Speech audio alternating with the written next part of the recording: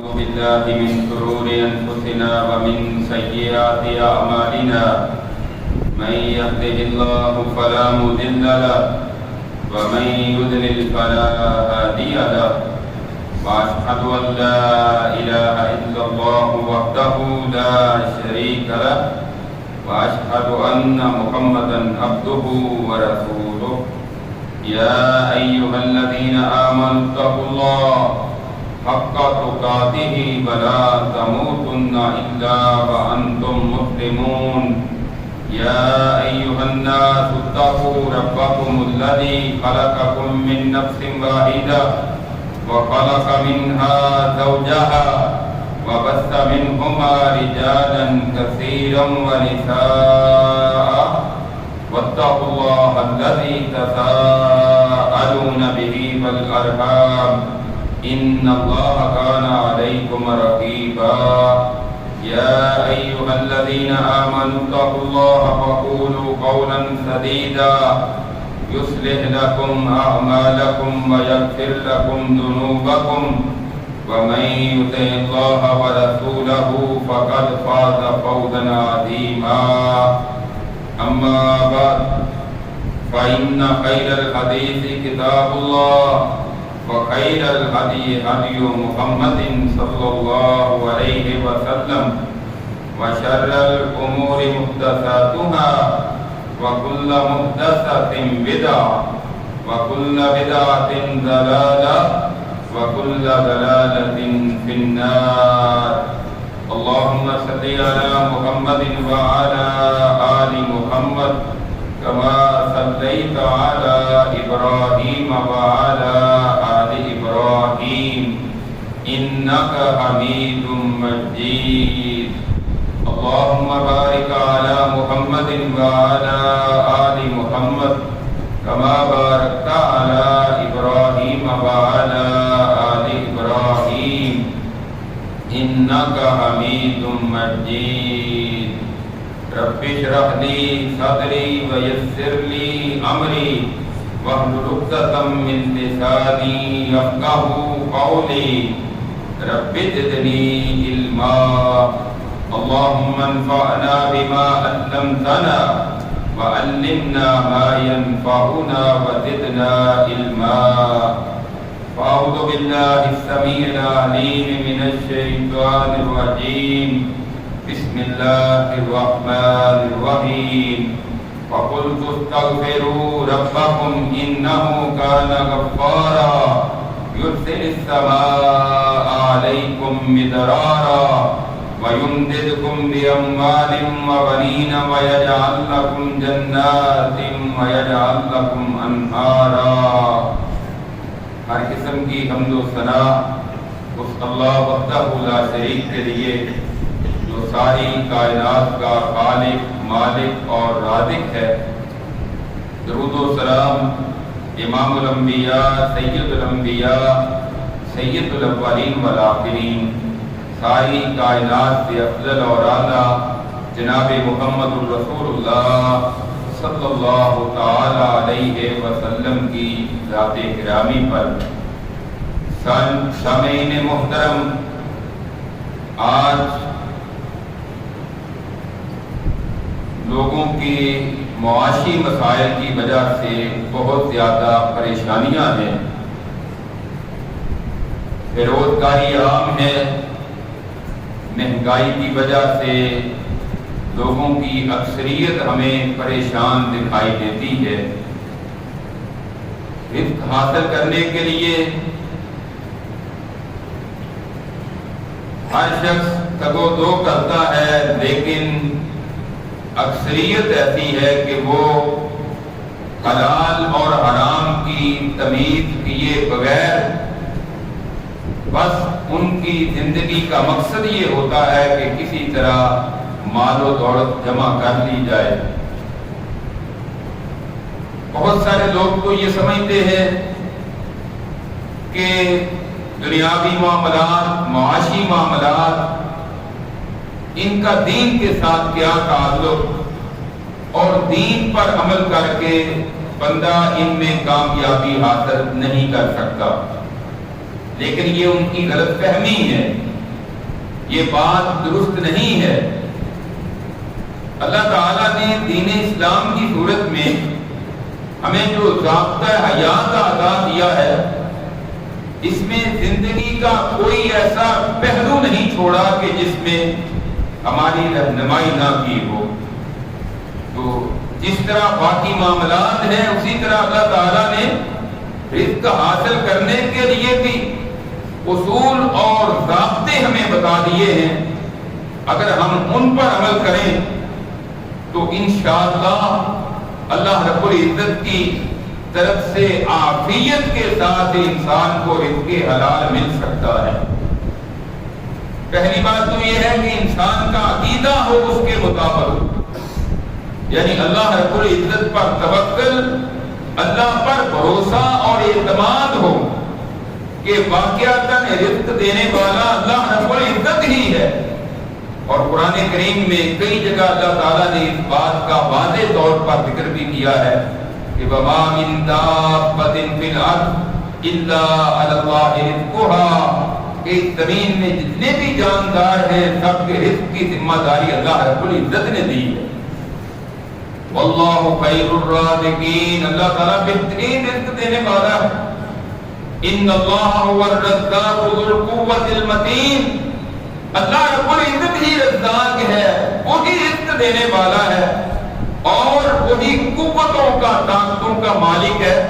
تو اس اللہ رب العزت پر توکل اور بھروسہ انسان کو کرنا چاہیے، اور جب اللہ پر بھروسہ اور توکل کر لیتا ہے تو پھر اللہ رب العزت اپنے بندوں کو رزق عطا بھی کر دیتے ہیں۔ تو اللہ پر توکل اور بھروسے کا مطلب کیا ہے؟ پہلی بات تو یہ ہے کہ بعض لوگ اس کا مفہوم نہیں سمجھتے۔ وہ یہ کہتے ہیں کہ اگر اللہ پر توکل کر لیا تو اس کا مطلب یہ ہے کہ بس پھر ہاتھ پر ہاتھ رکھ کر بیٹھ جاؤ، پھر دکانداری کرنے کی، محنت مزدوری کرنے کی پھر کیا ضرورت ہے؟ حالانکہ یہ بات ان کی درست نہیں ہے۔ امام احمد بن حنبل رحمہ اللہ سے اس بات کا ذکر کیا گیا کہ ایک شخص کہتا ہے کہ میں محنت مزدوری کیوں کروں، اللہ نے جو رزق میرے ذمہ لکھا ہے، میرے لیے لکھا ہے، وہ اللہ تعالیٰ مجھے رزق دے دے گا۔ امام احمد بن حنبل رحمہ اللہ فرمانے لگے وہ علم سے بالکل کورا ہے، اس کو کوئی پتہ ہی نہیں کہ یہ بات اس نے کیوں کہہ دی۔ ایسا نہیں ہے، بلکہ اللہ پر توکل کا مطلب انسان اپنے اسباب اختیار کرے، انسان اپنی کوشش، اپنی محنت اور جو کر سکتا ہے اس کے بس میں ہے، ہنر ہے، اس کو اختیار کرے، بروئے کار لائے، لیکن اس کا نتیجہ اپنی عقل پر نہیں، اس کا نتیجہ اپنے ہنر پر نہیں، اس کا نتیجہ اپنی کاریگری پر نہیں، اس کا درد اللہ رب العزت کے ذمہ لگا دے۔ اب یا اللہ میں نے جو کرنا تھا وہ میں نے کر لیا ہے، اب اس کا رزلٹ تو نے دینا تھا۔ ایک کسان زمین میں ہل چلا کر اس میں کاشتکاری کرتے ہوئے گندم کاشت کر دیتا ہے، اب اگلا اس کا کام نہیں ہے کہ وہ اس کو اگائے، ایک ایک دانے سے 700 دانہ پیدا کرے اور پھر فصل تیار ہو جائے، اس کو آندھیوں سے، اس کو طوفانوں سے بچا لے، یہ انسان کے بس کی بات نہیں ہے، یہ اللہ رب العزت کے اختیار میں۔ تو اللہ پر توکل کا مطلب کہ اللہ رب العزت کی ذات پر بندہ قرض چھوڑ دے، اپنی کوشش محنت کرنے کے بعد عقیدہ بھی یہ ہو کہ اللہ رب العزت رزق کا مالک ہے، اور پھر اپنی محنت کوشش کرے اور پھر اس کا رزلٹ جو ہے وہ اللہ رب العزت کی ذات پر چھوڑ دے۔ اور جب بندہ یہ کام کر لیتا ہے تو پھر اللہ رب العزت بندے کو رزق عطا کرتے ہیں۔ قرآن کریم میں اللہ رب العزت فرماتے ہیں وَمَن يَتَوَكَّلْ عَلَى اللَّهِ فَهُوَ حَسْبُهُ، کہ جو اللہ پر توکل کر لیتا ہے اللہ اس کے لیے کافی ہو جاتا ہے، کہ جو اللہ پر بھروسہ کر لیتا ہے اللہ اس کے لیے کافی ہو جاتا ہے۔ علیہ اللہ بکافٍ عبدا، دوسرے مقام پر اللہ فرماتے ہیں کہ اللہ اپنے بندے کے لیے کافی نہیں ہے؟ اللہ کو چھوڑ کر کسی اور کو اپنا داتا دینے والا، کسی اور کو گنج بخش خزانے عطا کرنے والا سمجھنا یہ جہالت ہے، نادانی ہے۔ سارے کے سارے خزانوں کا مالک اللہ ہے، عقیدہ بھی یہ ہو، اور پھر اللہ پر توکل اور بھروسہ کر کے انسان محنت اور کوشش کرے اور اس کا رزق اللہ رب العزت کے ذمہ لگا دے۔ وَلِلَّهِ خَزَائِنُ السَّمَاوَاتِ وَالْأَرْضِ، زمین و آسمان کے خزانوں کا مالک اللہ ہے۔ تو جب خزانے اس کے پاس ہے تو وہ اپنے بندوں کو عطا کرتا ہے، اور جو اللہ پر توکل کر لیتا ہے اللہ رب العزت اس کے لیے کافی ہو جاتے ہیں۔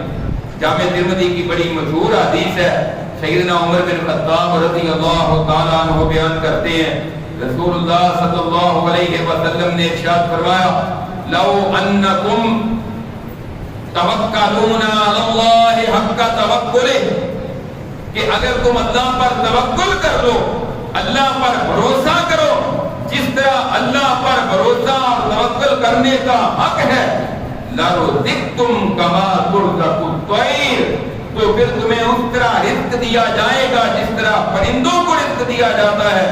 تَغْدُو خِمَاسًا وَتَرُوحُ بِطَانًا، صبح جاتے ہیں اپنے گھونسلوں سے نکلتے ہیں، وہ خالی پیٹ ہوتے ہیں اور شام کو وہ پیٹ بھر کر آتے ہیں۔ اب اس حدیث سے ہمیں کئی باتیں معلوم ہوتی ہیں۔ ایک تو یہ ہے کہ پرندے اپنے گھونسلوں میں نہیں بیٹھے رہتے، وہ اپنے گھونسلوں سے نکلتے ہیں، لہذا انسانوں تم بھی نکلو، کوشش کرو، ہاتھ پر ہاتھ رکھ کر بیٹھ جانا، حکمرانوں کو گالیاں دینا یا مہنگائی کا شکوہ کرنے سے کچھ نہیں بنے گا۔ کوشش کرو، محنت کرو، محنت اور کوشش کرنے میں کوئی آر نہیں، جو تم کر سکتے ہو وہ کرو۔ اور اس کے بعد پرندوں کی فیکٹریاں نہیں لگی ہوئی، پرندوں کی کوئی جاب نہیں، پرندوں کی کوئی ملازمت اور کارخانہ ان کا نہیں، بس وہ نکلتے ہیں، پھر اللہ ان کو رزق دیتا ہے۔ جب تم بھی نکلو گے، اللہ پر بھروسہ کرو گے، اللہ پر توکل کرو گے، اللہ تمہیں بھی اس طرح رزق دے گا جس طرح اللہ پرندوں کو رزق دے رہا۔ لاکھوں کروڑوں اربوں کی تعداد میں جانور ہیں، کوئی سمندروں کی گہرائیوں میں ہے، دریاؤں نہروں کے اندر ہیں، کچھ جنگلات کے اندر ہیں، کچھ ریگستانوں میں ہیں، کچھ پہاڑوں کی بلندیوں پر ہیں اور اڑ رہے ہیں۔ ان سارے کے سارے حیوانات کو، ان درندوں کو، ان پرندوں کو کون رزق دیتا ہے؟ جو اللہ ان سب کو عطا کرتا ہے، اور وہ اللہ تمہیں کیوں نہیں دیتا؟ انسان تو اللہ سے دینے والا تو بن، اللہ رب العزت پر بھروسہ تو کر، اللہ پر توکل اور اعتماد تو کر، اور اس کے بعد محنت کر، کوشش کر، پھر اللہ رب العزت تمہیں رزق عطا کر دے گا۔ تو پہلا فارمولہ جو قرآن نے اور حدیث میں آیا ہے وہ یہ ہے کہ اللہ کے متعلق یہ عقیدہ رکھنا کہ اللہ رب العزت سارے خزانوں کا مالک ہے، رزق کا مالک ہے، باقی سارے کے سارے اللہ کے محتاج ہیں، اللہ کے بندے ہیں، اور وہ اللہ کے سامنے فقیر ہیں۔ یا ایھا الناس انتم الفقراء الی اللہ واللہ هو الغنی الحمید۔ اللہ فرماتے ہیں لوگوں تم سارے کے سارے اللہ کے فقیر ہو، جتنے بھی انسان ہیں، افضل ہیں، اعلیٰ ہیں یا ادنا ہیں، نیک ہیں یا بد ہیں، یہ سارے اللہ کے محتاج ہیں۔ ایک ایک قدم پر، ایک ایک مرحلے پر اور ایک ایک سانس پر ہم اللہ رب العزت کے محتاج ہیں۔ وہ اللہ غنی ہے، وہ بے نیاز ہے، وہ کسی کا محتاج نہیں۔ ایک تو ہے اللہ پر توکل کرنا اور بھروسہ کرنا، دوسرا ہے توبہ اور استغفار کرنا۔ قرآن کریم نے یہ نسخہ بتایا ہے، سورہ نوح میں اللہ رب العزت فرماتے ہیں فَقُلْتُ اسْتَغْفِرُوا رَبَّكُمْ إِنَّهُ كَانَ غَفَّارًا۔ حضرت نوح علیہ السلام کہتے ہیں کہ میں نے کہا اپنے رب سے بخشش مانگو، استغفروا ربکم انہ کان غفارا، وہ اللہ معاف کرنے والا ہے۔ یرسل السماء علیکم مدرارا، وہ آسمان سے موسلادھار بارش تم پر نازل کرے گا۔ وَيُمْدِدْكُمْ بِأَمْوَالٍ وَبَنِينَ وَيَجْعَلْ لَكُمْ جَنَّاتٍ وَيَجْعَلْ لَكُمْ تمہارے مالوں میں بھی اضافہ کر دے گا، تمہاری اولاد میں بھی اضافہ کرے گا، اور تمہیں وہ باغات بھی عطا کرے گا، اور باغات کے درمیان نہریں بھی جاری کر دے گا جب تم اللہ سے استغفار اور توبہ کرو۔ یہ بہت بڑا ایک نسخہ ہے توبہ اور استغفار کا، جو قرآن نے یہاں سورہ نوح میں بیان کیا ہے۔ کتنے فائدے؟ پہلا فائدہ کہ وہ اللہ رب العزت معاف کر دے گا، دوسرا فائدہ کہ وہ اللہ رب العزت بارشیں نازل کرے گا، قحط سالی ختم کر دے گا، تیسرا مالوں میں اضافہ ہو جائے گا، چوتھا اولاد میں اضافہ ہوگا، جس کے پاس اولاد نہیں وہ توبہ استغفار کرے، اور پانچواں ہے اللہ باغات بھی عطا کر دے گا اور ان کے اندر نہریں بھی چلا دے گا، یعنی ہر چیز کی فراوانی ہو جائے گی۔ اس کے لیے کرنا کیا ہے؟ توبہ اور استغفار۔ اب اگلی غلط فہمی جو ہمارے ہاں پائی جاتی ہے وہ کیا ہے؟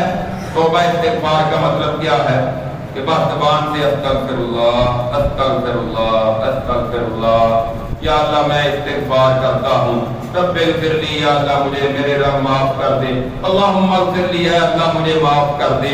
یہ زبان سے کہہ دینا توبہ استغفار سمجھ لیا ہے، حالانکہ صرف زبان سے توبہ استغفار نہیں بلکہ انسان کے اعمال سے بھی یہ بات واضح ہونی چاہیے۔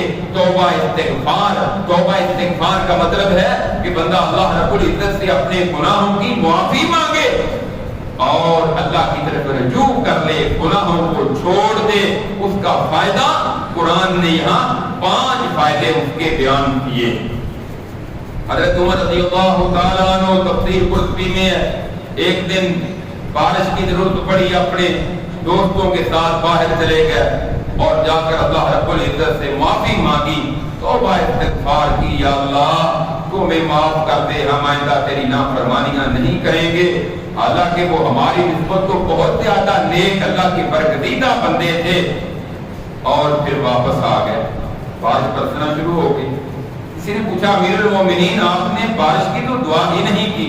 فرمانے لگے اللہ نے قرآن میں یہ نسخہ بیان نہیں کیا کہ تم اللہ سے استغفار کرو، وہ معاف بھی کرے گا اور تمہارے مالوں میں اور اولاد میں اضافہ بھی کرے گا، موسلادھار بارش بھی برسائے گا اور تمہیں باغات اور نہریں بھی عطا کر دے گا۔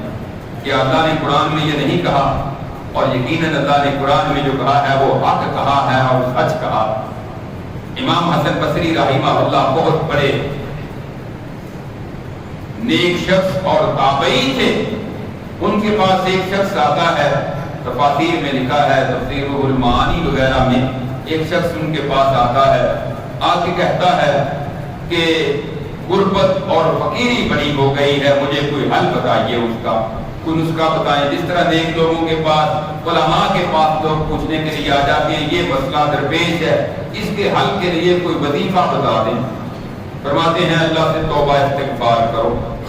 دوسرا آتا ہے، کہتا ہے قحط سالی پڑ گئی ہے، کوئی اس کا حل بتائیے۔ فرماتے ہیں توبہ استغفار کرو۔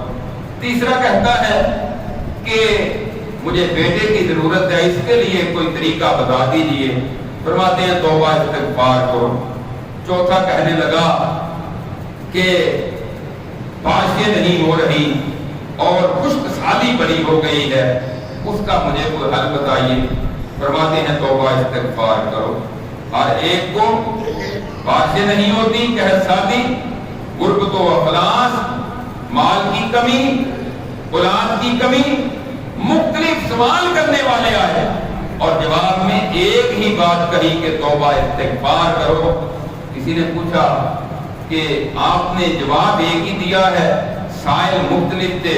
انہوں نے قرآن کریم کی یہ آیات پڑھی کہ اللہ رب العزت نے قرآن میں یہ نسخہ بیان کیا ہے، جب توبہ استغفار کرو گے اللہ گناہ بھی معاف کر دے گا، اللہ رب العزت موسلادھار بارشیں بھی نازل کر دے گا، اللہ رب العزت تمہارے مالوں میں اضافہ بھی کر دے گا، اللہ اولاد میں بھی اضافہ کر دے گا، اللہ رب العزت باغات کی فراوانی بھی کر دے گا اور اللہ نہریں بھی چلا دے گا۔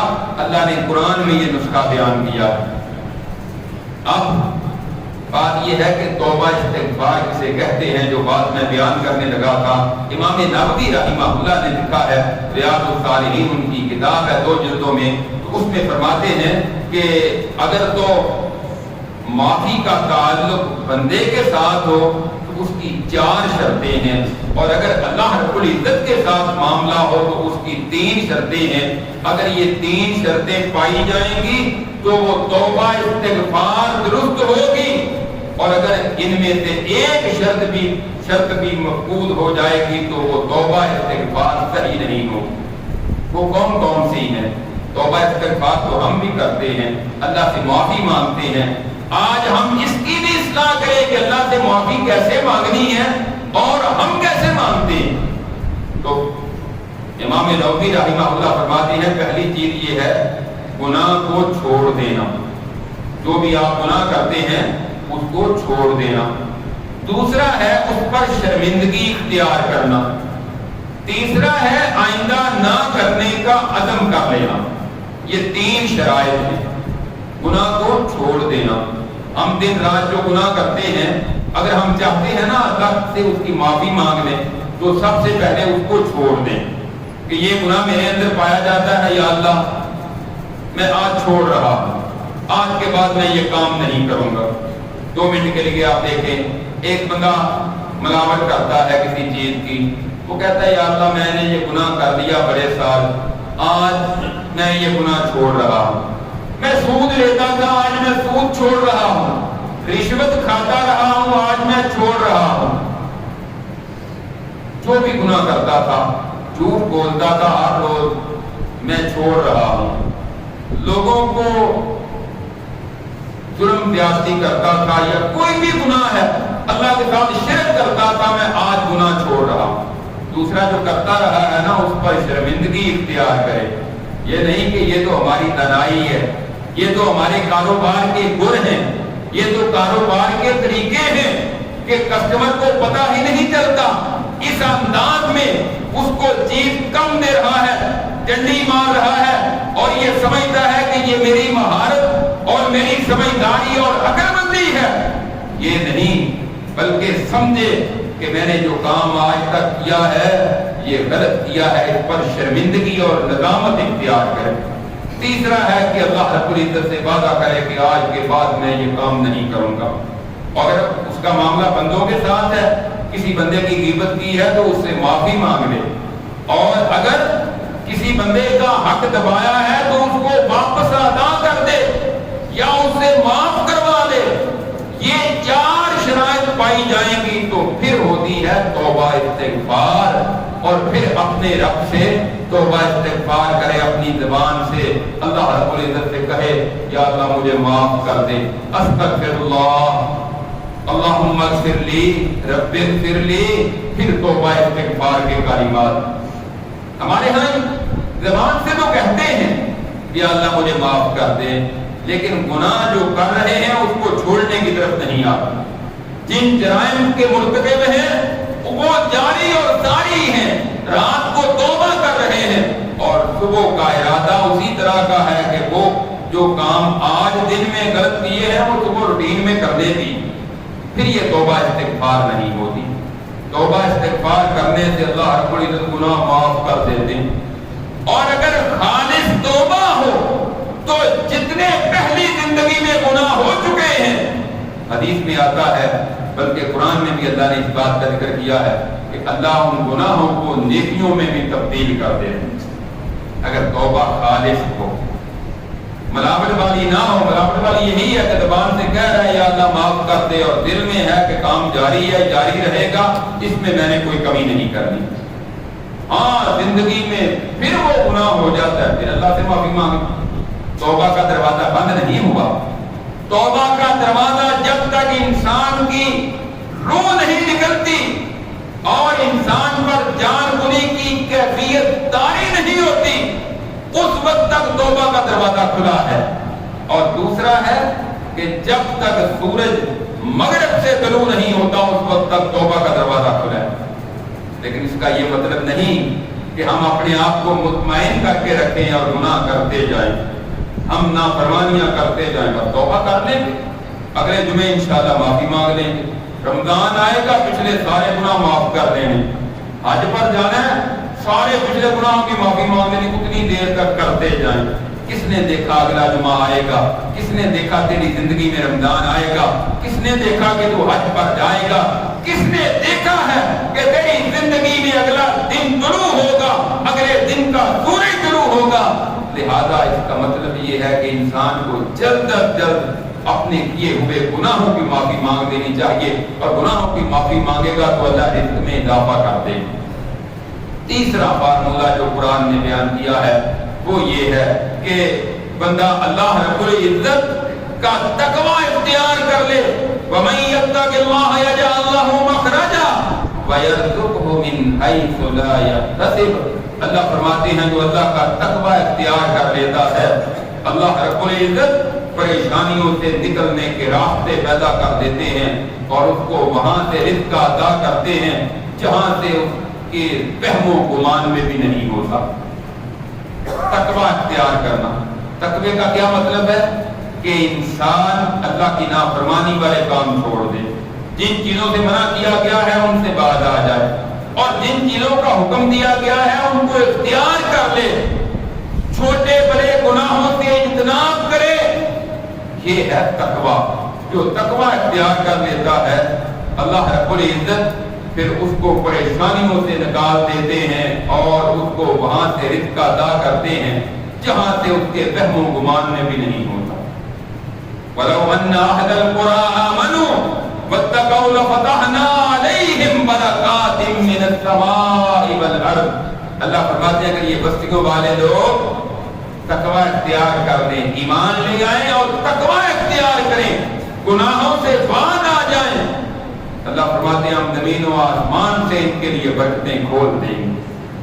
ہم نے خود ہی بند کیے ہوئے اپنے راستے، گناہ کر کر کے، نافرمانیاں کر کر کے، اور سمجھتے یہ ہیں کہ شاید میں ملاوٹ نہیں کروں گا دودھ کے اندر تو میرے کاروبار میں برکت نہیں ہوگی، شاید میں کم تول کے نہیں دوں گا تو میری پرافٹ صحیح نہیں آ سکتی، شاید میں خیانت نہیں کروں گا، شاید میں جھوٹ نہیں بولوں گا، شاید میں ڈنڈی نہیں ماروں گا تو میرا کاروبار نہیں چل سکتا۔ یہ شیطان نے تیرے ذہن میں یہ باتیں ڈالی ہیں، جبکہ حقیقت میں ایسا نہیں ہے۔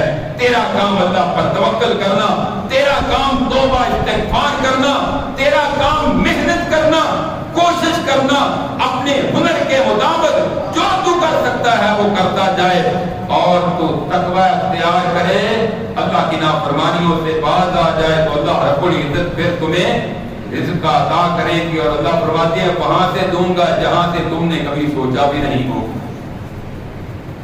چوتھے نمبر پر انسان اللہ کی عبادت میں اپنا دل لگا دے۔ اس کا یہ مطلب نہیں کہ اپنا کاروبار چھوڑ دے، دکانداری چھوڑ دے، اپنی جاب چھوڑ دے اور مسجد میں بیٹھ جائے۔ اس کا مطلب یہ ہے کہ جب عبادت کرتا ہے نا تو جس طرح جسم مسجد میں ہے انسان کا دل بھی مسجد میں ہے۔ ذرا میری طرف توجہ کریں سارے احباب، جو سوئے ہوئے ہیں ان کو بھی جگا دیں، ارد و گرد جو ہمسایوں کا خیال رکھنا چاہیے۔ بہت سارے کیا کریں، اے سی لگا لیں تو آپ کو نیند آ جاتی ہے، بند کر دیں تو پھر آپ کو گرمی لگتی ہے۔ اس طرح ہم مسجد میں آتے ہیں نا عبادت کے لیے، جب نماز پڑھتے ہیں تو ہمارا دل بھی مسجد میں ہو، اللہ رب العزت کے سامنے خشوع و خضوع کے ساتھ۔ اور اس کی مثال رسول صلی اللہ علیہ وسلم نے سمجھایا اس کو اس طرح، آپ نے فرمایا انت عبد اللہ کانک تراہ، تو اللہ کی عبادت اس طرح کرے جس طرح تو اپنے رب کو دیکھ رہا ہے۔ اگر یہ تصور قائم نہیں ہوتا تو کم از کم یہ ہو کہ میرا اللہ مجھے دیکھ رہا ہے۔ ایک آفیسر کے سامنے کھڑے ہو تو انسان کی کیفیت اور ہوتی ہے، ایک جج کی عدالت میں کھڑے ہو تو اس کی حرکات و سکنات کنٹرول ہوتی ہیں، اور ایک مالک کے سامنے ملازم کھڑا ہو تو اس کی کیفیت اور ہوتی ہے۔ اور ہم تو ساری کائنات کے مالک کے سامنے ہاتھ باندھ کر اس کے ساتھ سرگوشیاں کرتے ہیں، اور ہم کسی اور جگہ پہنچے ہوئے ہوں دنیا کے خیالات میں، ہم پھر رہے ہوں، اس کا مطلب ہے کہ ابھی خشوع و خضوع ہمارے اندر نہیں آیا۔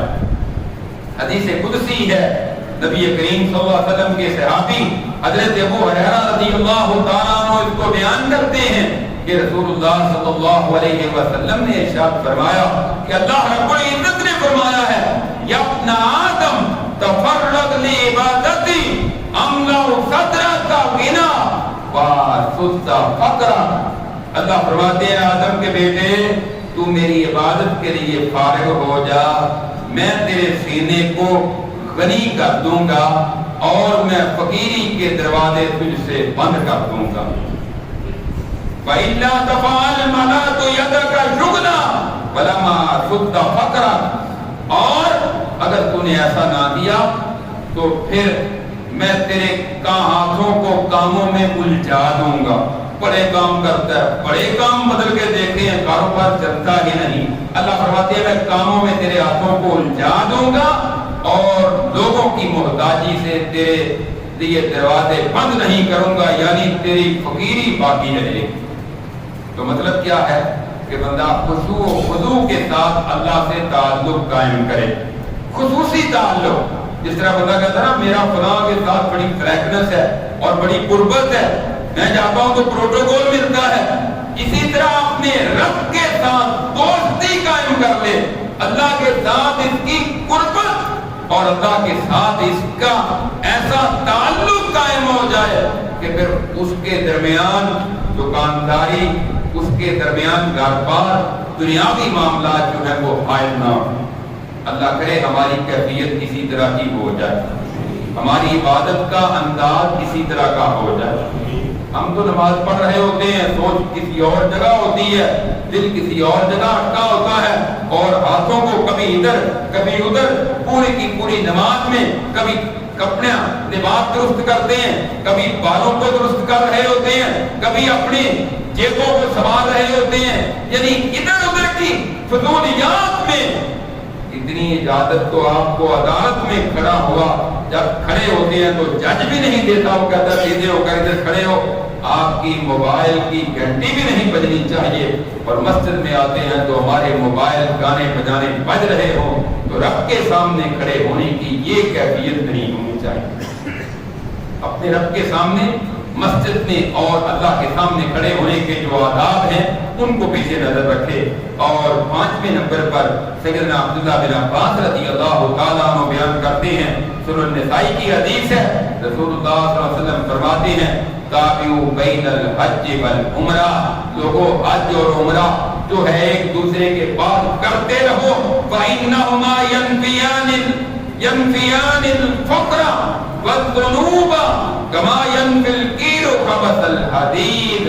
فرمایا حج اور عمرہ جو بار بار کرنا ہے نا، یہ انسان کو فقیری سے اور گناہوں سے اس طرح پاک کر دیتے ہیں جس طرح بھٹی لوہے کی میل اور کچیل کو ختم کر کے اس کو صاف کر دیتی ہے۔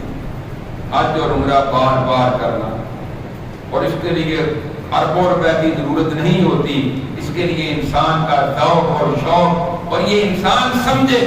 ہمارے یہاں کے اس علاقے کے ایک دوست ہیں، وہ کوئی اتنے بڑے مالدار نہیں، میرا خیال ہے 5 مرلے میں بھی ان کا گھر نہیں ہوگا، اتفاق سے ذکر آ گیا تو میں کر دیتا ہوں۔